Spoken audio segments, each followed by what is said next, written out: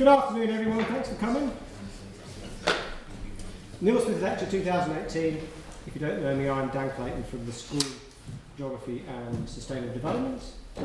And it's my real pleasure and privilege today to welcome Professor Nik Heymen, who will give today's lecture. Well, the order of the day is as follows. I'm going to say a few words to start with about Neil Smith, who died in 2012 and in whose name this annual lecture was started in 2013. I'll then introduce our speaker. Nik will then give his lecture and we'll have ample time for questions afterwards. And after the formal proceedings are over, we will have a drink downstairs in the Forbes room. Everybody's welcome after the question and answer session. The lecture is also being filmed and should appear at some point down the line on the school website.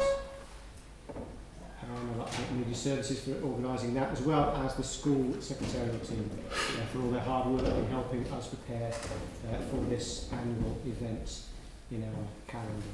So first of all then, a few words about Neil Smith, who without doubt was one of the world's most eminent, passionate and generous geographers. He came from Dalkeith and took his undergraduate degree here at St Andrews, where he formed a close and lifelong bond with his tutor, Joe Doherty, who unfortunately can't be with us today. Neil, like Joe, became immersed in the 1970s groundswell of radical geography. Neil graduated in 1977 and went on to do a PhD at Johns Hopkins University in Baltimore with David Harvey. Neil's undergraduate thesis on gentrification in Society Hill, Philadelphia, was light years ahead of its time and formed the bedrock of what became a widely influential rent gap theory that Neil developed, and an abiding interest in urbanism. Neil went on to a colourful and enormously productive academic life of writing and political activism. He worked at Columbia University, Rutgers University, and latterly at the Graduate Centre at the City University of New York and the University of Aberdeen on a 20% appointment. He visited St Andrews frequently over the years. We all have fond memories of that. And when he did, he always got involved like a whirlwind in whatever was going on at the time. So we established this annual lecture series not only to honour our fondly remembered and dearly missed alumnus, but also as a means of keeping his critical legacy alive. Joe Doherty gave a moving tribute to Neil, his former students, in 2013, and the footage of that tribute is still on our website. Suffice it for me to just add a few extra words. Neil Smith's research was wide-ranging and remarkable, encompassing the intersections between space, nature, politics, history, urbanism, and social theory. He authored and edited 10 books, including the monographs Uneven Development, American Empire, and The Endgame of Globalization, and over 200 journal articles. Neil's work on gentrification, the production of nature, globalization, and the entanglements between geography and empire was agenda-setting and left a huge mark on the discipline of geography and cognate fields. But Neil was renowned as much for his social and political activism and support of students as he was for his scholarship, which is why it's so wonderful to have so many students here today. And following his death, the CUNY website was literally overwhelmed with hundreds of tributes to him from all over the world, attesting to the extraordinary reach of his academic and political friendships and alliances. So now, on behalf of the school, it is my great pleasure to introduce our speaker today, Nik Heymen, from the Department of Geography at the University of Georgia in the United States. Nik is one of the most energetic, creative and influential human geographers in the world. His work lies broadly at the interface of nature, society and space, much like Neil's did, and he edits the recently established journal Environment and Planning E, Nature and Space. Nik is also co-editor of one of our discipline's flagship journals, the Annals of the Association of American Geographers, and was formerly a co-editor of the Radical Geography journal Antipode. Nik has a 2002 PhD from Indiana University and is the author and co-author of over 50 articles, chapters and reviews, and the co-editor of 5 books and a number of journal special issues, including last year the Antipode volume entitled The Revolutionary Imperative, Engaging the Work of Neil Smith. Nik has long engaged with urban political ecology. In his words, quote, how urban environmental and social change co-determine each other. Nik's one is not afraid of the D word.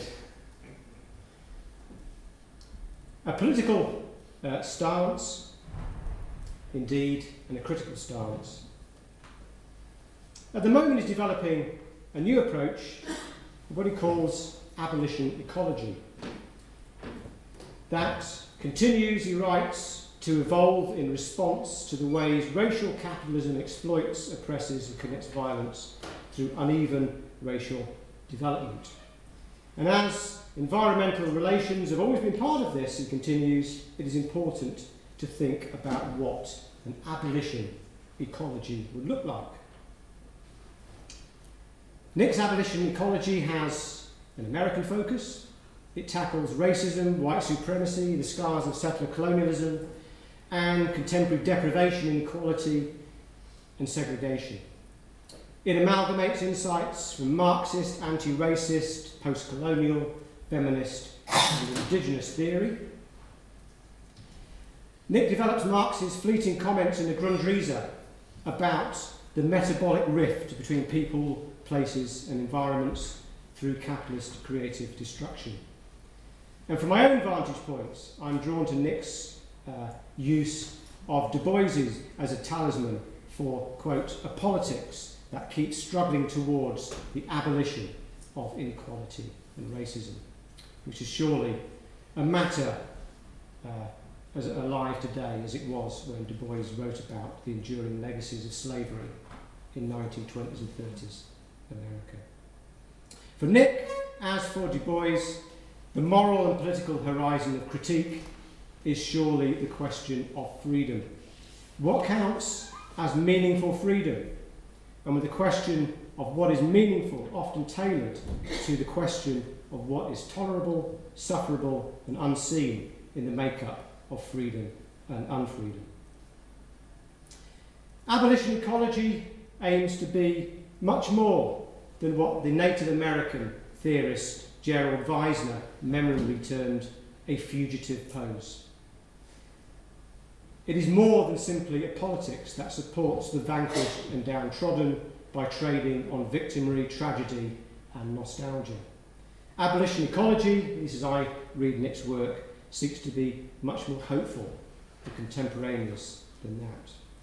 So in this and so many other ways, Nik's work, I think, embraces, enhances, and renews the legacy of Neil Smith, as well as critical human geography. And it's a real pleasure to host him here in St Andrews for a few days. And the title of his lecture today is The Pirates of Capitalism and Abolition Ecology.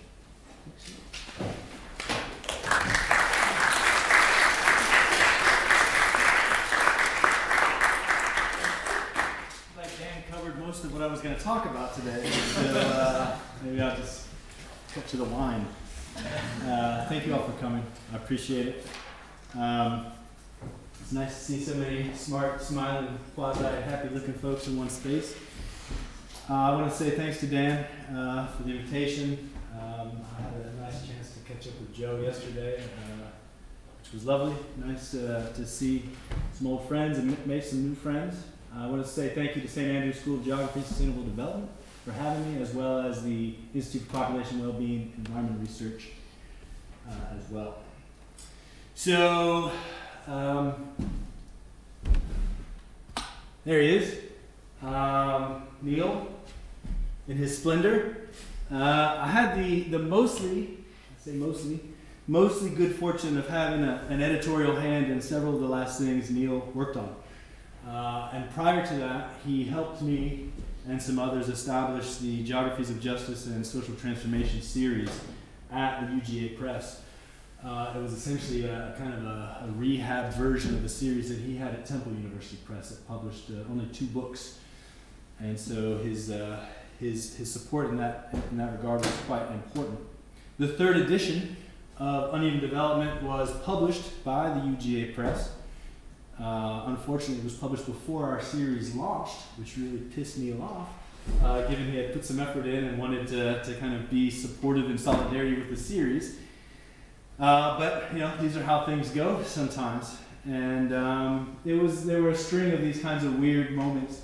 Being the editor and having an editorial hand in someone's work, who was one of the main reasons why you became a geographer in the first place. So I always tried to walk that line the best I could. Deb Cowan, who eventually came onto the series to work with Melissa Wright and I during this time, became a close friend and a dear colleague. And it felt like a gift of sorts to be able to see Deb and Neil together working on questions around geoeconomics and geopolitics, questions that I think have a lot to contribute to much of the work that I'm doing here today. It was also around this time when I was his handling editor on an essay called The Revolutionary Imperative that he published in Antipode. And the reason I bring that up is it's quite fun, I think. Joe shared with me some archival letters that they had exchanged in the 70s and 80s. And there was one particular letter from December of 1979 in which Neil had outlined what he imagined to be the dissertation that he was working on at Johns Hopkins. And at the end of this outline was a chapter on revolution. If you've paid attention to or read recently Uneven Development, you'll realize that there's no chapter in there. And as maybe some of you might be PhD students, you'll realize that your best hopes for what your dissertation might be sometimes gets cut in half, so you can get done and get out into the world and do other things. So in many ways, toward the end of his life, he started to work again on this question of revolution, and this paper in Antipode was part of that. And clearly, given the response the essay got, I wasn't the only one inspired to hear him put Emma Goldman and C.L.R. James in the conversation as he does in that essay. The last thing that I had some hand in, and is central to the talk today, as far as the lead-in here, came about through a panel I co-organized with my colleague Scott Prudham at the 2009 AAG that was in Vegas. We put together Neil Smith's Uneven Development 25 years later. And there were lots of clever people on the panel, and we did a special issue of New Political Economy, guest edited that. And a lot of those clever people have essays in that special issue. And I remember very clearly sitting here, Scott was sitting there, Neil was sitting here, and though he came in a little bit late, out the back corner of the room, big stage, Clyde Woods. Kind of crept through the room, come up on the stage behind me and sat right here. And if you don't know any of Clyde Wood's work, I right now recommend you go out and find some and read it and think about it. But as Clyde sat down and got out his notes, I remember doing this, trying to be slick, side-eye, kind of trying to look at his notes, right? Because I was very curious what he was going to say. And he started to riff on uneven development in ways that I'm only now really able to start to theorize and think about. Right? So it's very exciting. It's very exciting in that regard, and I'll talk a little bit about that as I get into the talk.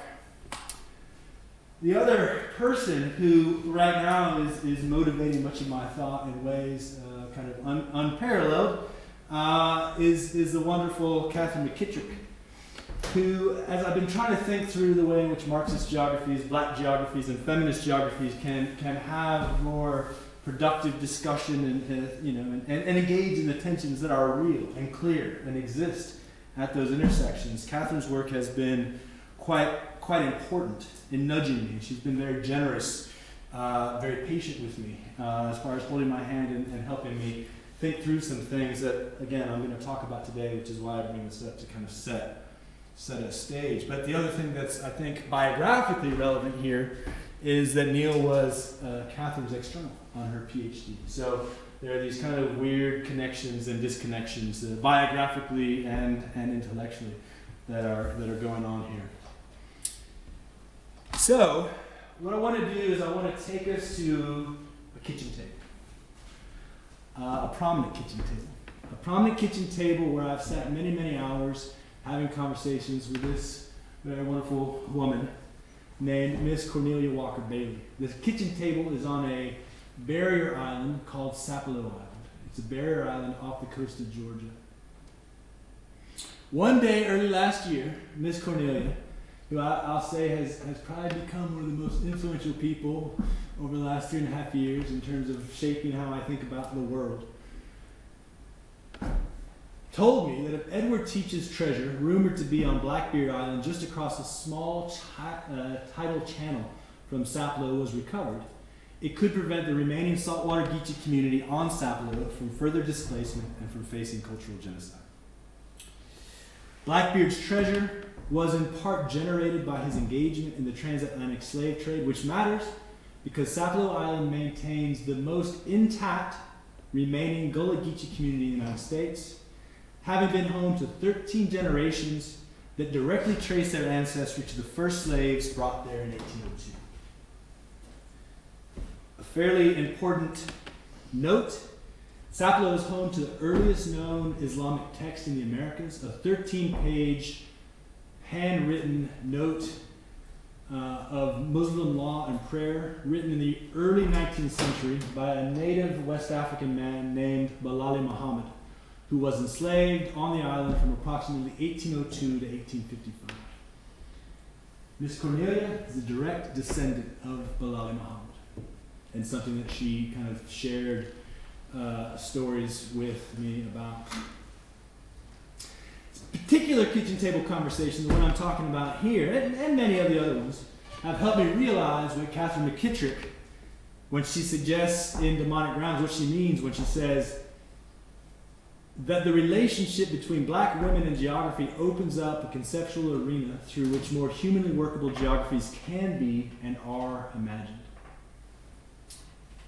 Out of these kitchen table discussions, I've also come closer to understanding what Edward Glissant, who Catherine also has turned me on to, through his work, Poetics of Relations, when he says, the politics of ecology have implications for populations that are decimated or threatened with disappearance as a people.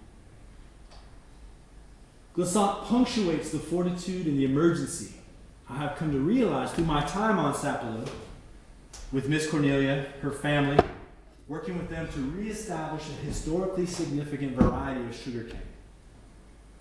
Out of the politics of ecology surrounding the sugarcane is a story about the uneven racial production of nature. The story helps me think about how we can mobilize emancipatory politics of land and property that seek to right the violence done through enslavement and displacement, and how we understand the scourge of the earth who have committed violence through the enduring legacies of white supremacy and patriarchy, initiated centuries ago, but present in many things that we see today. The story here that I want to talk about is the story of the pirates of racial capitalism and the persistent need for abolition ecology amidst their historical wake. I've long been drawn to the theories of history that Walter Benjamin kind of outlined in his short essay theses on the philosophy of history, as well as in his massive book, The Arcades Project, as a way of complicating linear approaches to history. Instead of thinking about history like this, essentially what he tries to do is think about history like this. A metaphor that I've been exposed to or shared with from Cherokee colleagues in Georgia talk about history as a ball of twine. You imagine all the edges of the string touching each other in ways that are very different from just rolling the string out. And this is essentially the metaphor that I think Benjamin is working on when he says in the Arcades Project, it is not that what is past casts its light on what is present, or what is present its light on the past. Rather, image is that wherein what has been, comes together in a flash with the now to form a constellation. In other words, image is dialectics at a standstill. Catherine McKittrick, while talking through and expanding upon a notion of plantation logics, says something similar that I also think is useful in conversation with Benjamin, and useful in this twine metaphor, when she says, what stands out are the ways we can trace the past to the present, and the present to the past through geography. So Benjamin was not really thinking about space. Catherine adds that very important notion to our kind of toolbox. Now, the productive interactions between black geographies, feminist geographies, and Marxist geographies have led me to think through the connection between Marx's notion of dead labor and its continued role in the proliferation of racial capitalism along the Georgia coast and well beyond, but also how patterns and processes of social reproduction unfold across generations, again, historically. And here, in addition to Marx, I must say there are a host of feminist theorists like Cindy Katz, Sally Marston, Catherine Mitchell, Jerry Pratt, Kendra Strauss, and a whole host of others who have been very central to my thinking and theorizing around questions of social reproduction. Cindy has especially been central to that. In Volume 1 of Capital, the chapter on the working day, Marx famously wrote, "Capital is dead labor, that vampire-like only lives by sucking living labor, and lives the more labor it sucks. The time during which the laborer works is the time during which the capitalist consumes the labor power he has purchased of him." Marx goes on to write, "Animals and plants, which we are accustomed to consider as products of nature, are in their present form not only products of, say, last year's labor, but the result of a gradual transformation, continued through many generations under man's superintendence and by means of his labor." Now, I apologize for the masculine pronoun there. Obviously, we're trying to think beyond limited ways here.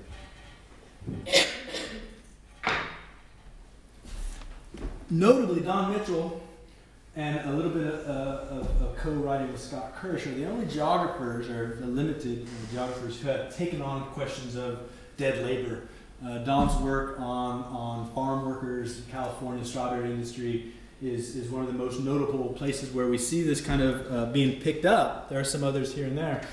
But I've seen very little to none, to no discussion of how this concept is connected to the forced laboring of slaves in the U.S. and the range of ways this dead labor as capital is stockpiled into contemporary property markets and property politics. So there are two ways that I've been trying to mobilize Benjamin's discussion, Catherine McKittrick's discussion, this ball of twine discussion, two main questions that I'm trying to explore in this early project. The first is to think through the historical ways that the pirates of racial capitalism plundered these stocks of sunk capital and have transformed the landscape forever as a result.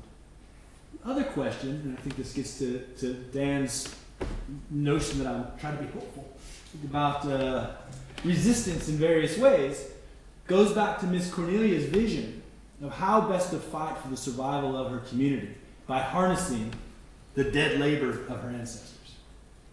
Now, that's a kind of a grim concept, and I recognize, but I think it's quite explanatory when we really think about the way in which capital accumulates.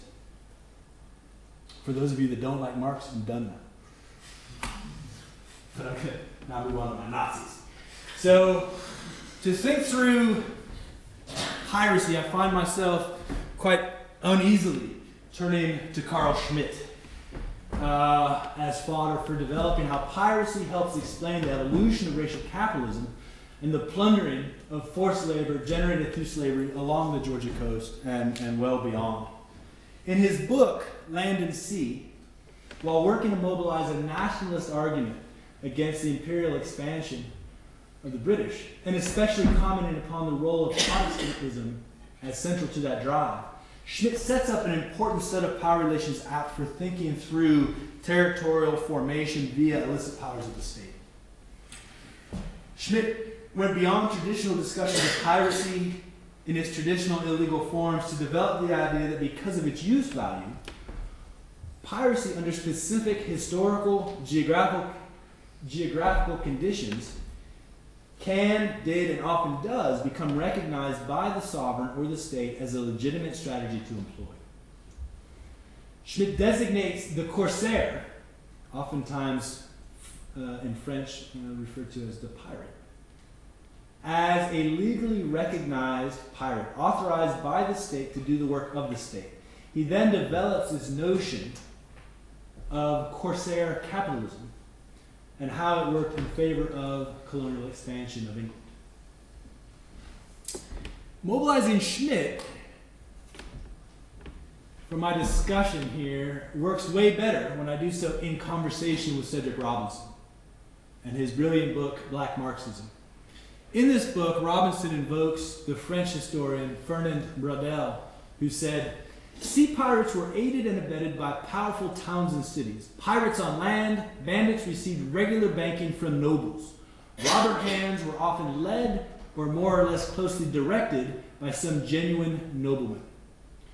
Here, what Robinson is doing is not only working through colonial territorial expansion going back as far as the 1400s, but showing the role of state-sponsored pirates played in the transition towards slavery in French settlements in the Caribbean, especially on Hispaniola. Thanks to Robinson and others, this is quite well-trodden grounds in many ways. But this history becomes much more useful when we consider Georgia's barrier islands as existing within some kind of extended, imaginary archipelago in connection with the Caribbean, given the shared histories of colonial enclosure and uneven racial development. This idea also becomes more powerful when we extend the state sponsoring of piracy to the robber barons of the Gilded Age, who set in motion particular patterns of territorial racial formation within this region and worked hand in hand with the U.S. government to do so. And so again, Schmidt, Riddell, Robinson set up this idea of the heroes of capitalism as really pirates of capitalism. So that's kind of what I'm trying to develop here.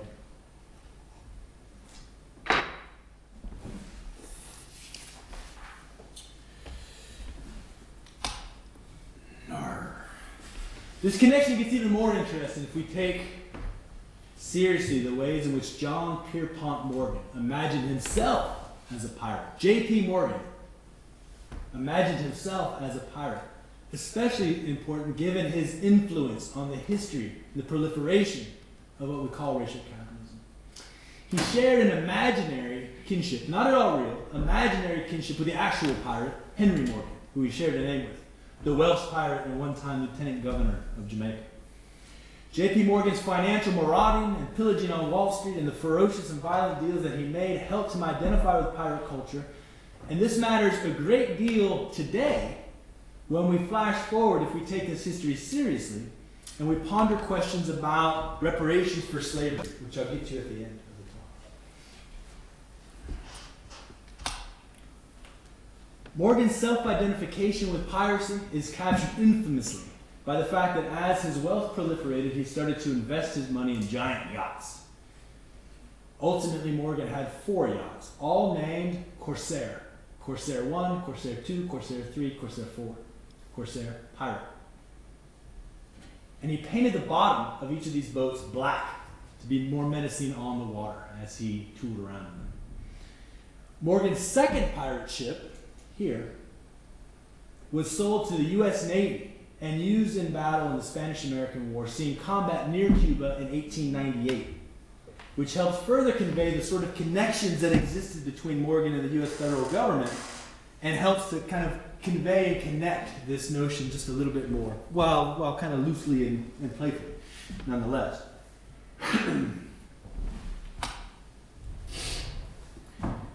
The connections between Morgan and the U.S. state took a dramatic turn in 1910, when Morgan organized a clandestine meeting on Jekyll Island, Georgia, which is just south of Sapelo Island. It's another coastal barrier island, very similar in some ways to Sapelo. At this meeting, he was central in an effort to reform the U.S.'s central banking system. The meeting and its purposes were closely guarded secrets, and participants did not actually admit that the meeting occurred until 20 years later in the 1930s. Stories start to surface about this duck hunting excursion that Morgan had initiated. But the plan, written on Jekyll Island, in this Jekyll Island Club, would ultimately be the blueprint for the Federal Reserve System of the United States. Again, following our string of twine in this bundle, and thinking through the implication of time and space in line with Benjamin and McKittrick's plantation logic, this small Georgia island where Morgan helped initiate the centralized banking system in the United States was also the same location which the last documented slave ship, a ship called the Wanderer, landed in 1858, 50 years after the slave trade had been made illegal in the United States. Somewhere between 300 and 400 slaves were stolen from Angola, brought to Jekyll Island, and the reason that this was the last documented slave ship was that the proprietor of the ship was trying to create a race war, as many folks within the U.S. South still thought that slavery should be legal. Okay? So a historical note here for the slave ship buffs in the room. The other boat that was the actually last undocumented slave ship landed in Mobile, Alabama in 1860. Right, so the Wanderer, 58, the Clotilda, 1960. Trying to put these historical geographical developments in conversation with the sorts of abolitionist politics ongoing across the state of Georgia, across the coast, to reclaim lands that African Americans had been displaced from and continue to be displaced from, requires that we go back to the very end of the U.S. Civil War and think just briefly about something called Special Field Order 15. On January 16, 1865, Major General William Tecumseh Sherman issued Special Field Order 15. The short decree had vast, yet ultimately unrealized emancipatory possibilities moving into Reconstruction from the Civil War, and helps us think about the early evolution of racial capitalism as tied to property, as well as helping prefigure an idea that I'll talk about here in a moment, connected to the idea of abolition ecology, that of the abolitionist commons. Special Field Order 15, and this is the text, this is the document itself, and I want to quote, "Reserved and set apart for the settlement of Negroes now made free by the acts of war and the proclamation of the President of the United States, the islands from Charleston south, the abandoned rice fields along the rivers for 30 miles back to the sea, and the county bordering the St. Johns River, Florida." As a result of its initial implementation, which included, and again I'll just quote a short little segment, that each family shall have a plot not more than 40 acres of tillable ground, in the possession of which land the military authorities will afford them protection until such a time they can protect themselves, or until Congress shall regulate their title.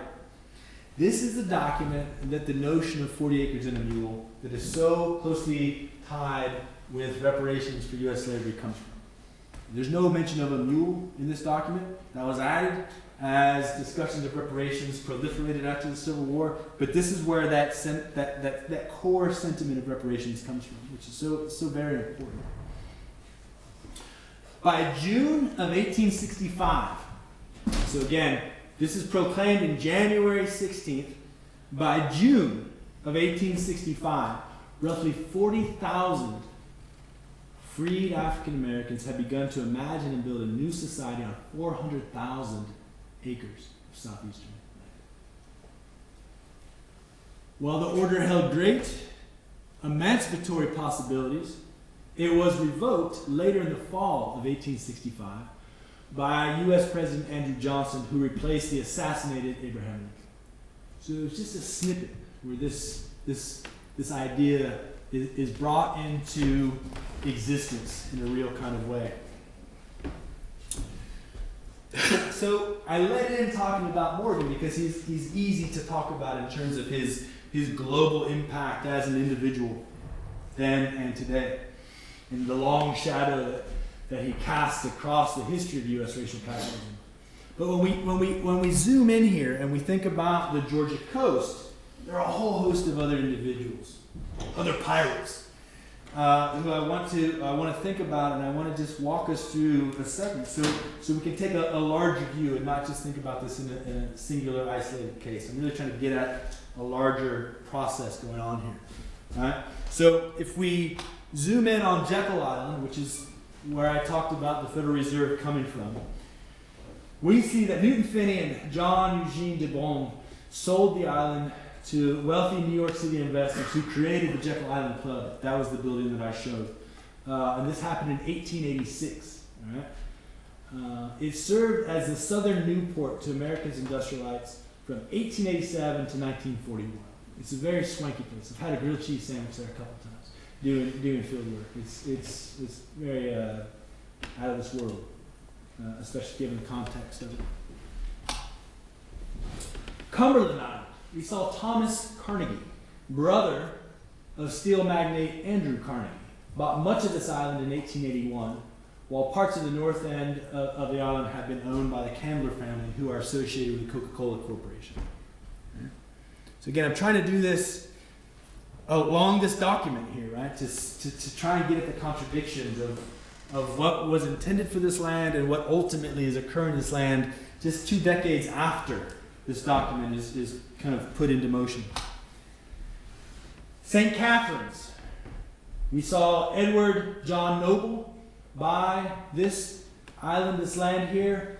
He was American Broadcasting and Candy magnate. Ossabaw Island. Late 1800s, we see the Wanamaker family. These are folks who are associated with the Philadelphia department store chain. Ultimately, in 1924, they sell the island to H.N. Torrey family of Detroit, and have connections to Ford Motor Company. And so you see all these northern elites buying up all this southern land. Richmond Hill, Henry Ford himself, owned between 1925 and 1951, and his family. Finally, Sapelo. Sapelo Island was bought in 1912 by Howard Coffin of Detroit. Howard Coffin was the Hudson Motor Car Company CEO and founder. After he lost much of his fortune in the Great Depression, he sold the island to tobacco heir Richard J. Reynolds Jr. in 1934. While the state of Georgia acquired most of the island in 2 separate purchases in 1969 and 1976, the actions of Richard Reynolds while he was owner of the island led to great displacement and put the Saltwater Geechee community's future in perilous danger. And that's what I want to turn to now and focus. So these are pictures from Sapelo, which is unlike any place I've ever been in the world. And I've been over the world a whole lot. It exists, again, I want us to try and think about this as existing within this archipelago connected to Caribbean history. I think it makes sense structurally, historically, to do so. We go back to the earliest European ownership of this. We see a man named Thomas Spalding is the first exclusive owner, Scottish descent, of Sapelo and his relatives and heirs throughout most of the 19th century. Spalding and his family's primary activity on the island included operating a slave plantation growing rice and sea island cotton through much of the 19th century.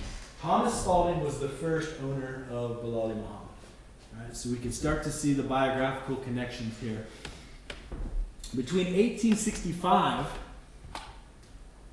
and 1912, 13 communities that have been built post-1865 as a result of the end of the Civil War were settled by former slaves and their descendants.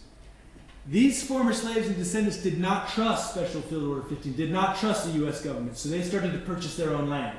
They did not trust that Special Field Order 15 was going to last. So they bought land, and they built these communities. And just, to give you a sense, this is Sapelo Island. You see Blackbeard Island over there across the tidal channel, just to give you a context. And these are the list of historic community locations that during this time formed. It's important to say that during this time there were between 400 and 500 saltwater Geechee residents on Sapelo Island. Okay? So that's a very important number. And through the 30-year span of Reynolds' ownership, because he wanted to convert most of the north end of the island into a hunting reserve, as was common for these industrialites, trying to create these recreational spaces. He relocated all but one of these communities through strong arming tactics, through all kinds of crazy things that I could talk more about. And he relocated everyone into one community, which is at the very bottom, the Hog Hammock community. So now, today, Hog Hammock is the only privately held community remaining on Sapelo. It's an area of about 166 hectares with approximately 50 year-round residents. And that's probably an exaggeration. It's probably closer to the 40. Right? So there's this ongoing process of displacement that is quite key in response to these processes going on.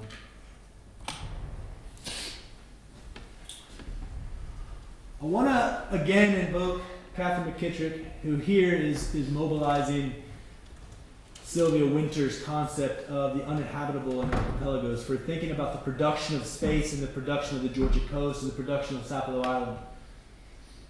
In Demonic Ground, McKittrick suggests the interrelated quest to map the unknown, the geographic unknown, the corporal indigenous black unknown, sets forth what Neil Smith calls uneven development, albeit from a very different analytical perspective.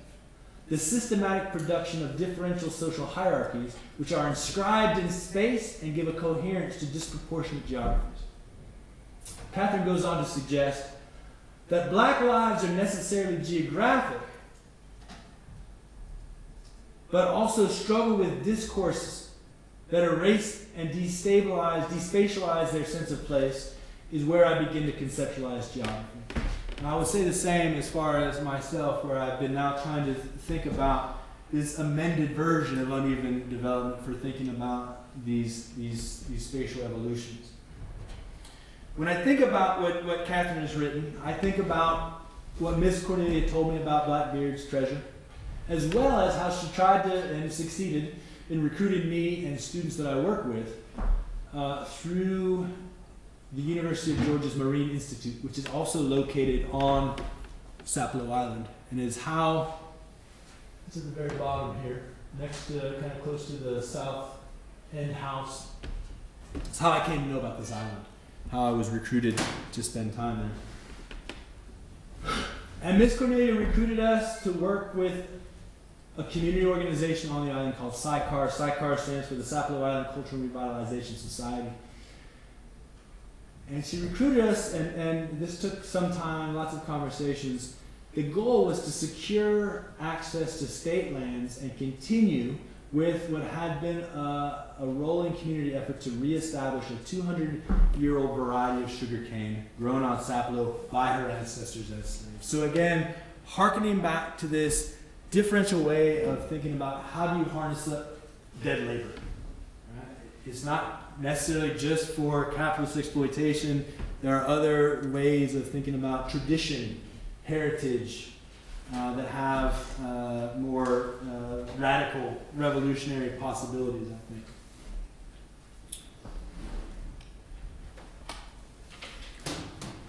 Her ideas and the ideas of others that she worked with to establish these varieties of sugarcane and again, trying to tap into a marketing kind of idea, the idea here was to generate a financial base that would help secure lands on island, would help to create an economic strategy, right? Again, hearkening back to Glissant's notion of the politics of ecology, right? Thinking about my notion and Clyde Wood's idea that I've named Abolition Ecology. And there's a much more complicated history here, but I'll just say that there's a great deal of press that this has gotten. I mean, this is just one article from CNN. And there are a whole bunch of folks involved that had kind of initiated this project before I got involved. And just a shout out to Doc Bill Thomas, Merrill Albert, Fred Hay, Doug Sampson, Maurice Bailey, who is Miss Cornelius' son. All these folks have made it possible for UGA to be active in the community, and myself to be active in the community. And this notion of these heritage crops, while they don't talk about it in the context of dead labor, of course, they do talk about trying to build a future for the island off the backs of their ancestors, right, who had toiled in slavery to develop this land. And again, we can think about that in these other islands, in these other cases, in I think quite dramatic ways, both in the negative, but also thinking about it in more hopeful ways also. So here's where I go back to what Clyde Wood said on that stage, and in Vegas in 2009, to try and make sense. And here you see all kinds of sort of things. You see Miss Cornelia and her two sons, Maurice and Stanley. You see some students, McKenna, Nikki, and Brian and Elizabeth. You see a joker here trying to figure out how to do some farming with some galoshes on. And what we're doing is we're trying to think through this notion of how to build an abolitionist commons, right? So this is a snippet. Clyde, I have the full transcript of what Clyde said, because dutiful as I was, I had my voice recorder going, thank God, because it was never published. Clyde was too busy when we were working on the new political economy edition, working on a book, didn't have time. So this tape recording is all that was captured of what Clyde said.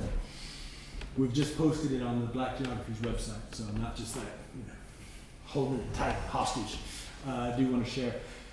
Reflecting directly on the uneven development, Clyde says, the commons is not just a pre-capitalist formation.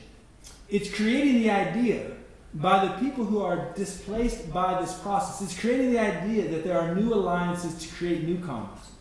But it's also creating new commons themselves on the margins, in the swamps, but through a number of different ways by working class communities.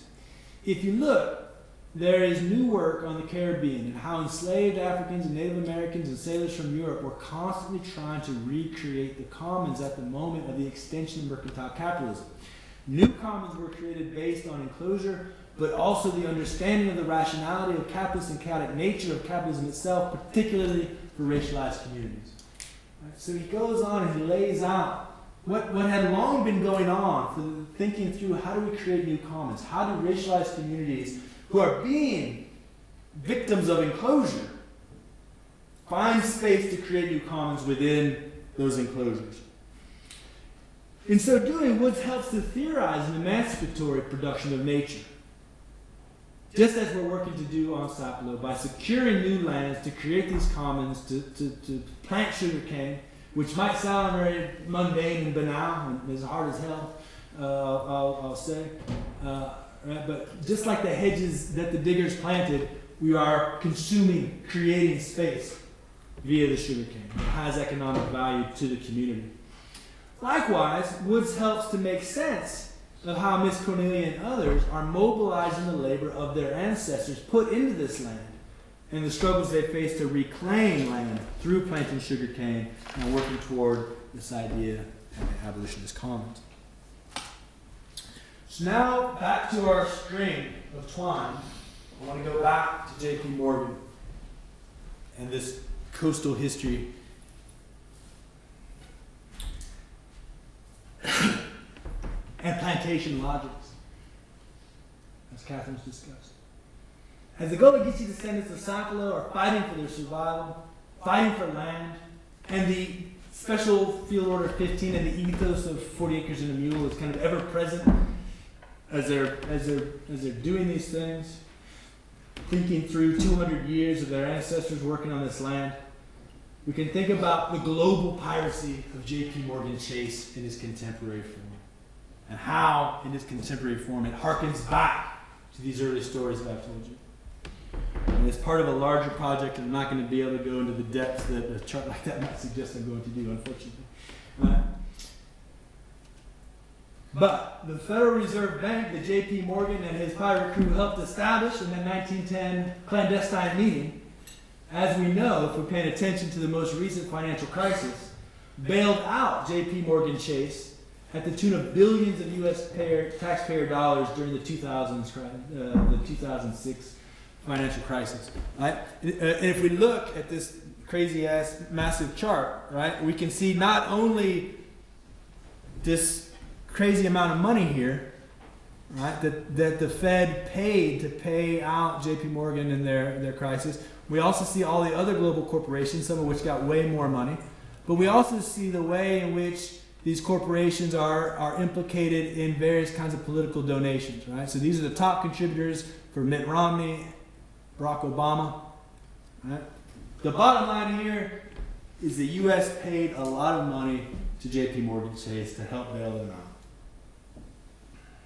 Okay? At the same time, several years ago, we saw J.P. Morgan Chase had $31.1 billion held offshore the United States in over 2,500 tax haven subsidy institutions. Right? They shell out their money so they don't have to pay tax to the U.S. economy. Right? $31.1 billion. The deferred tax payment on $31.1 billion is $7 billion. Right? So again, this is money being held illegally by one of the world's most powerful corporations tied to this history that I'm trying to sketch out here. Right? And I think part of so if we think a little bit more and try to go beyond J.P. Morgan, if the deferred taxes on the nearly $1 billion that they keep offshore, all of these top companies, was paid, it would have covered the United States' entire poverty-focused foreign assistance budget for 2014. Okay? And just think about the contradictions that have played out here in this context. And so part of the argument of this project, beyond what I'm going to be able to get in today, there's a need to show the complicity of these global pirates today, and the proliferation of racial capitalism, and the complications, the complicity in slavery going way back. Right? They benefited from slavery. They benefited from these taking advantage of property, and now they continue to take advantage. And I think that this work is starting to be done. In ways that I find to be quite convincing in terms of being able to build larger arguments. So just a very short snippet of how this work is being done. J.P. Morgan Chase had to file a disclosure statement just over 10 years ago in Chicago that acknowledged between 1831 and 1865 two of J.P. Morgan Chase's predecessor banks, Citizens Bank and Canal Bank in Louisiana, accepted approximately 13,000 slaves as collateral for loans and ended up owning approximately 1,250 of them for default on those loans. Okay? The reason that J.P. Morgan Chase had to disclose this is that the city of Chicago, about 10 years ago, came up with a new ordinance that said that any corporations that wanted to expand their business in the city had to disclose connections to slavery. Right? Innovative. As a result, J.P. Morgan Chase paid $5 million in college scholarships to students who could trace ancestry back to Louisiana, back to some of these early kind of historical moments. It's one of the first real official moments of reparations being paid by a corporation within U.S. history.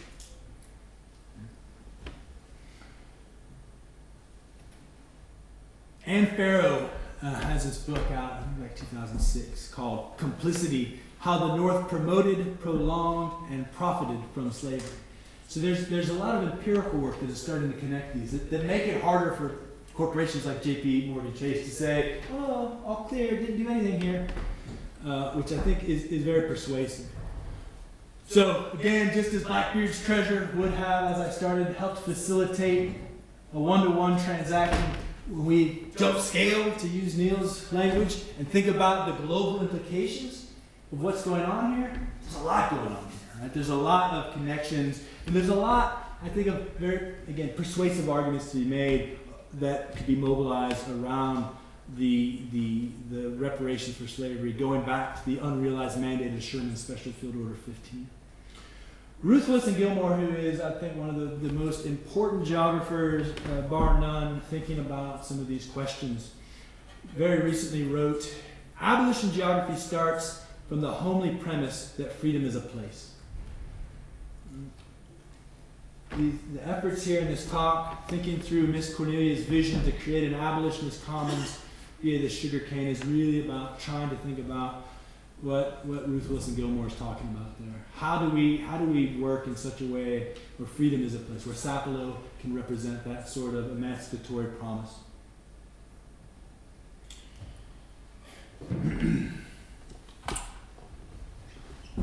I've made it to the end of the talk now, pretty much. I'm summing up here. And I've done so without mentioning that on October 15th, Miss Cornelia passed away. I don't want to distract from the storyline. It's only the second time I've talked about this since she passed away, and it's hard to figure out the storyline in this regard. I think there was some stumbling in terms of our project and our theorizing around some of these things in her absence. I think you can see with an obit in the New York Times, Time Magazine picked this up, her influence and the gap that her absence has left has been massive in many important ways. But we figured out how to get to the third phase of sugarcane planting to see her vision through.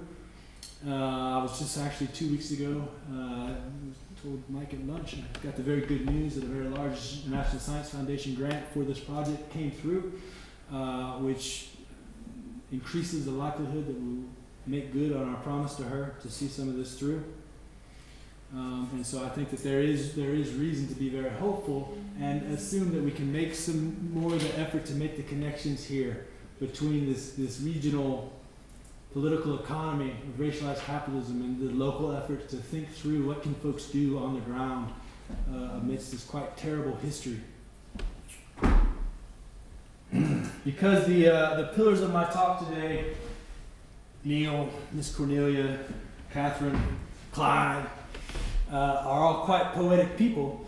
I actually want to do something I've never done before, which is I want to close with a very short poem that I think encompasses much of my story in quite profound ways. The poem is called Sea Canes, and it encompasses, I think it gets at the heart of my story, ranging across the colonial white supremacist history that connects this archipelago of islands, while at the same time getting at the humble acceptance of what ecological politics might actually be and what it probably needs to be in many ways. The poem is written by the St. Lucian Nobel laureate Derek Walcott, who also passed away last year. So here it is, Sea Canes. Half of my friends are dead. I will make you new ones, said Earth. No, give me them back as they were instead. With faults and all, I cried. Tonight I can snatch their talk from the faint surf's drone. Through the canes, but I cannot walk on the moonlit leaves of ocean, down that white road alone, or float with the dreaming motion of owls, leaving Earth's load. O Earth, the number of friends you keep exceeds those left to be loved. The sea canes by the cliff flash green and silver. They were the seraph lances of my faith. But out of what is lost grows something stronger, that has the rational radiance of stone, enduring moonlight further than despair, strong as the wind, that through dividing canes brings those we loved before us, as they were, with faults and all, not nobler, just there. Thank you very much.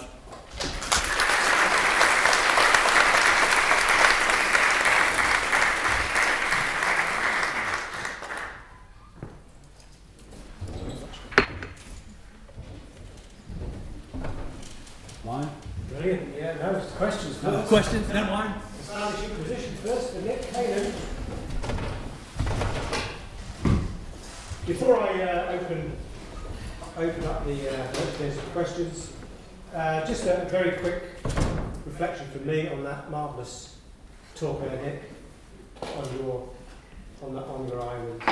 I mean, abolition in America, I guess this is where a kind of connection to post-colonial theory comes in, was a fleeting but completely broken promise. But what you were trying to do is make good on what that promise was originally, in terms of mobilising the labour of ancestors, the story about that particular place and the kind of global connections through banking and finance, which, to be sure, has got to be called a form of piracy. You talked at the start about Marx. I wondered whether there was anything more to be made of the chapter in Capital Volume 1 on primitive accumulation, where Marx starts with the pirates Absolutely. of the Caribbean. Yes. It's some version of this that will be there. Yeah. This was about making some decisions and not droning on too much about Marx. But I think you're absolutely right that plays a very important role, as does the discussion of primitive accumulation and other discussions that have proliferated within geography, accumulation by disposition. The interesting parallel and contrast to your story, I think, I know enough to say this, with a fair amount of confidence, is that JP Morgan and the other kind of financial banking elites in America land grabbed particular islands, the Georgia coast, not just the Georgia coast, of course. Yeah. Interestingly, in Britain, the bankers and the financial elite who benefited from slavery put their money in the railways. Mm-hmm. So you'd have a story there not about a particular place, but a whole set of lines and connections going on through the UK. Yeah, and I think, so what I've been trying to do is really focus on property, because I think that there's a lot there that hasn't been talked about, but I think that there are other investment opportunities that would also tell much of the story. I mean, for instance, the history is so rich that you can barely scrape the top of it. The first transcontinental telephone call was made from California to Jekyll Island because the CEO of AT&T was at the Jekyll Club when the line came live. Right, so again, you think about infrastructure, you think about the tentacles, the many-headed hydra, if we want to go that way to think through this. It's a much larger story. So it's just about trying to really connect to this place. Yes, absolutely. Okay, that's enough from me. Questions? Yes. Yeah, thanks a lot. I don't know this context very well. I'm more familiar with sort of Andean contexts, and there there's sort of the discussion around heritage crops is more to do with the revived anti-green revolution agenda and an anti-GM crops agenda, and highlighting the role of long-term indigenous innovation based on various crops around, particularly potatoes, some stuff around corn, and some other stuff around quinoa that's sort of more controversial. So two parts of the question. One, so it's about the empirical case study, the first one. Does it have transnational links at all with any other sort of wider movements where there has also been direct intervention from sort of donor organisations of a particular type of progressive NGOs? But the bigger question, I suppose, the more conceptual question is, nevertheless, sugarcane, and at least from those pictures, is monoculture, right? And in the context of particularly Ecuador that I'm familiar with, the discussion in the constitution is about the rights of nature itself that are recognised, as opposed to an abolitionist agenda that is focusing on the people and that heritage. So I just wondered if you had anything to say on that. Yeah, that's great questions both. So I've been working mostly on sugarcane, but there are a host of other crops that have been trying to be revived and have actually have longer stories of success. So the Geechee red peas is something that they've been successful at for a while. And again, these are things that they've decided to come out of their heritage on this island. So it is still an abolitionist mandate, thinking about the skill sets and the knowledge. Judith Carney, great geographer, has written about this kind of the knowledge systems that were extracted from slaves from Africa and kind of mobilized by agriculturalists during this time. So I think that she gets at some of your question way better than I could. I think that this is really a question of survival, them thinking about how to get access to land and how to do things that they think that they can do, given in a very short window of time they've gone from 500 people down to 44, and there's this aging demographic. So again, bringing folks like me in who are committed and trying to pitch in, recognizing the colonial history of my university, being on this island without kind of giving back as perhaps the university could have. And I think that would go then back to your first question in my mind. I think that there's some corollaries here in the way in which universities, whether out of guilt or trying to do better, depending on where that falls on that spectrum, I think there's some comparisons with some of the larger donor organizations doing work. I think part of our plan is, once we are able to demonstrate some success, to try and have some of those conversations with donor organizations, and we would inevitably use some of these more successful case studies out there as models for how to think about what is possible.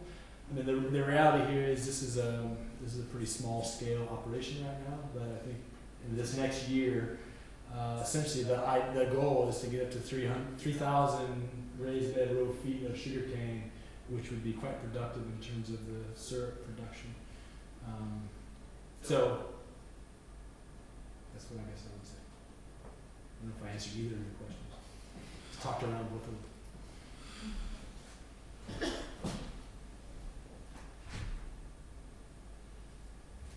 Can I ask how your university sees this? Are they grateful to recognise their colonial history and to have some response now? Or what the sort of responses that you've been, are they happy when you couch it in theoretical terms and get NSF grants and write nice papers, or do they mind when you have real impact on real people and you can move? That's a great question. The reason I'm here, the reason I came here, was because the director of UGA's Marine Institute knew me through conversations and recognized that since 1953, when the Marine Institute was established, there had not been any social scientists on island to have conversations with community folks of this nature. She thought that maybe I could do that. And so, for the first 2 years, I would just go down and hang out, build trust, get to know folks. And it's only been in the last year and a half that we've been able to mobilize into this. I think, my university is, of course, interested and happy when I get NSF funding, because they take overhead off that. I think that at the local level, I know that Dr. Merrill Albert is very pleased with the progress we're making, and that again, it's of her doing in many ways that we are doing, because she was the one that invited me and helped kind of get me a toehold. I'm not sure about upper administrative folks. I think that everyone in conversation is always happy to celebrate these sorts of things. How structural changes can be put in place, we'll see. I think there's the opportunity, once we demonstrate more success, and we got to get more support as these things often go. Let me button. Yeah. Heyman was one of the pioneers here more than 10 years ago of our sustainable development degree and programme, which has a very much a community and local and regional kind of focus. A lot of what you've spoken about today could be badged as sustainable development, sustainability. And yet, in the context that you're thinking and writing and working, abolition makes complete and utter sense. You call that abolition ecology, that makes complete sense to me. So my question then goes back to is the term sustainable development, sustainability, you think, too general? Do we need to be more precise about the way we use it in particular contexts? So yours, the word abolition has this whole raft of different meanings. What's your view on that? I think sustainable development is a great way of talking about this. I think what I'm doing is politicizing that in a way that sustainable development doesn't tend to do. I think, we go back to 87, the Roman Report, I think there was lots of hope and promise that some of those terms would be a bit more, political. And again, this is not me poo-pooing that language. I I think that part of the tradition I'm working within is to try and have more finely tuned political claims. And I think that in geography, and honestly, there's been too little attention to race, racism, and white supremacy. I think we're starting to see a turn of that tide in many ways. And so I think that the history of this island and the severity of the history of this island necessitates kind of coming as potently as we can. And so that's what I'm doing. But again, I think so I didn't mention the boys at all in my talk. You did. This is where the notion of abolition ecology is straight out of Du Bois' discussion of abolition democracy, which I've written a bit about. That he is writing in the aftermath of the Civil War, saying that there's no way that folks are ever going to be free in the United States if the same institutions that allow slavery to persist are still going on. So it requires a complete overhaul of society in many ways for folks to experience freedom or emancipation. And so trying to really strip down, get to the nuts and bolts of society is kind of, I think, overwhelming. This is kind of where I think we need to think through. Questions? That was a great talk. I've got I guess as a comment rather than a question. I was trying to think of the Trump question. Well, you can go. Well, I was thinking about piracy, and I was remembering the film You've Been Trumped, and some of the things that were going on your island in the 19th century sounded like what the big recently happened in the golf course in Aberdeen. But I decided to go for Brexit rather than Trump.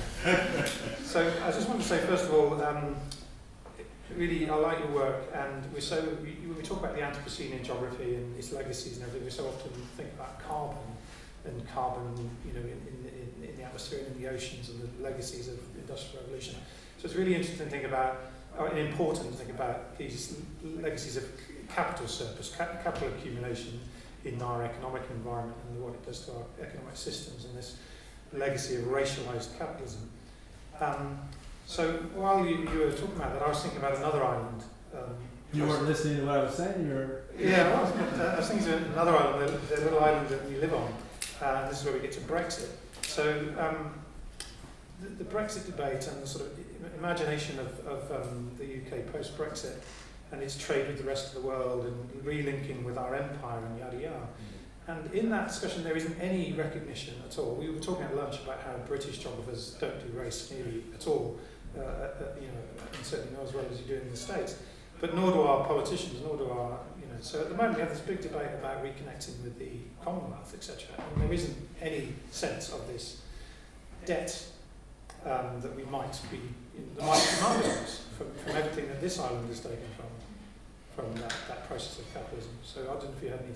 Oh, yeah, absolutely. It's totally ignored, right? We were talking about this yesterday. You see the immigrant kind of aspect of that conversation coming up on the island, which is highly racialized, although race doesn't get deployed in the same ways. And the history is different, of course, but there's no shortage of things to talk about.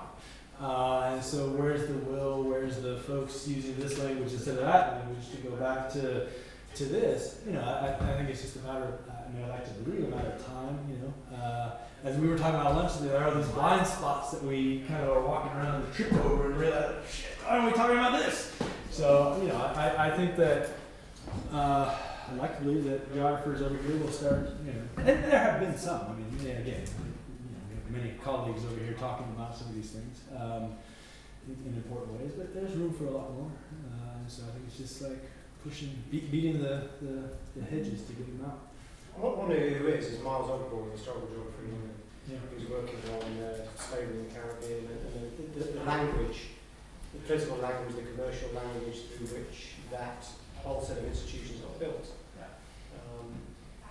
Solo as well. Sorry? Not solo as well. Yeah, absolutely, yeah. And there's that moment a few years ago when the descendants of Mau Mau sued the British government. But it's fleeting. Again, it's fleeting. There's no, I don't think there's a sustained conversation. Yeah, so I was just wondering, raised to a question, to what extent do you think that's because of not having slaves on the island of Britain itself and only in the colonies? To what extent is out of sight and out of mind, especially in an era where you don't have sort of instant communications like we have now?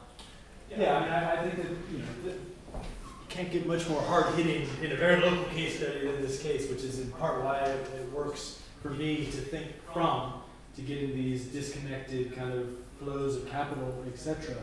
But I mean, I think it's about kind of making the argument, right? I mean, the argument is there to be made, and we can think through the history of abolition in the United Kingdom. We can think about, you know, the very real kind of politics around race and colonization, you know, that some folks around here do important work on. So I mean, I think like this. I mean, I appreciate people saying that this was nice, but in my mind, it's so all over the place and unwieldy, because it is a very disconnected story, right? Trying to tie together the narrative in such a way that there's coherence to it. And I think that with that coherence, I think back to Chicago and the ordinance, it's coming together with these kinds of stories where we start to see political action as a result of city council saying, I get it, that's enough. And we have to draw a line where we actually start to see reparations. Reparations have been talked about 1865, you know? It took until 2008 to actually see anything occur. So I guess I would go back to say we have to figure out how to tell the story better in a more convincing way that has more resonance. Like there was a sort of reparation with Britain, at least, like aim to like free the slaves in the 1830s, which was not reparation in that sense, but it was sort of. Yeah, there have been little episodes. I mean, that are important. So not to minimize them at all, right? But I think that the reality is we see increasing global inequality, increasing uneven racial development. It's getting worse, not better. So how do we think about intervening given $31 billion on offshore subsidy accounts? And taxpayer bailouts. And taxpayer bailouts, yeah, like the two sides of that same contradictory coin.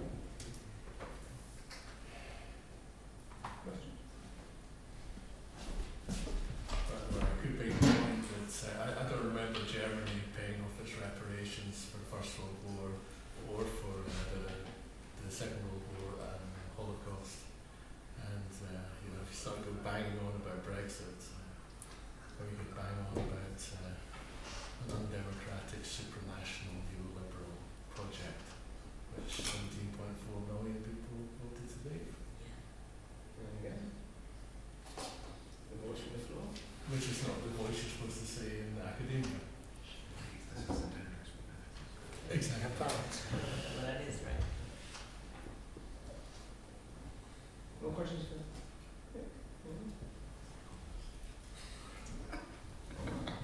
I have one final. It's not really a question, but it did. I mean, it did strike me. You talked about Benjamin and the kind of the ball string. Yeah. But the way in which you presented that, the other person I was thinking about was Doreen Massey's great essay on the global sense of place. You forgot to say goddess before you said the Yes. Yeah. Which I still use in my teaching. I'm sure many other geographers do around the world. You know, this is one of those stories, isn't it? Where you could talk about the world from one place, and that's one of the most powerful things I think that geographers can do is still talk about particular places that matter. Just wrote down goddess Doreen Massey in my notes. Yeah, you're exactly. Anyone else with a question for me before we head off to wine round downstairs? Okay, if not, I would like on behalf of the school to thank Nik very much indeed for an extremely stimulating talk about all sorts of issues. I'm sure the conversation will continue downstairs. You're all very, very welcome to come down to the Forbes room downstairs. We've got wine and etc. For the next hour or so. Please do join us. Chance to more conversation with Nik. And thank you very much.